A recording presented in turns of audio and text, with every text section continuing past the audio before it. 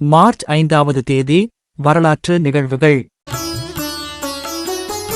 அமெரிக்க தலைவர் Franklin Roosevelt வங்கி விடுமுறையை அறிவித்து அனைத்து வங்கிகளையும் மூடி அவற்றின் நிதி பரிமாற்றங்களை தடை செய்தார். 1933 யோசப் ஸ்டாலின் தலைமையிலான சோவியத் உயர்பீடம் 14,700 போலந்து போர்க்கைதிகள் உட்பட 25,700 போலந்து மக்களுக்கு மரணதண்டனை அளித்து கையொப்பமிட்டது. 1940 இலங்கையில் அவசரகால சட்டம் அமுலாகியது. 1964 அணுக்கரு ஆயுத பரவல் தடுப்பு ஒப்பந்தம் 43 நாடுகளால் ஏற்றுக்கொள்ளப்பட்டு அமுலுக்கு வந்தது. 1970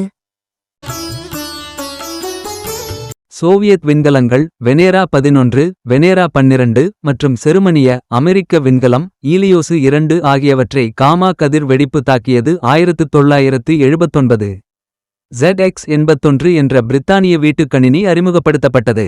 உலகம் முழுவதிலும் 1.5 மில்லியன் கணினிகள் விற்பனை செய்யப்பட்டன. 1981 சோவியத்தின் வெனேரா 14 விண்கலம் வெள்ளிக்கோளில் தரையிறங்கியது. 1982 கைஃபா நகரில் இடம்பெற்ற தற்கொலை தாக்குதலில் 17 இசுரேலிய பொதுமக்கள் கொல்லப்பட்டனர். 2003 இலங்கை நாடாளுமன்ற உறுப்பினர் கி. சிவநேசன் படுகொலை செய்யப்பட்டார். 2008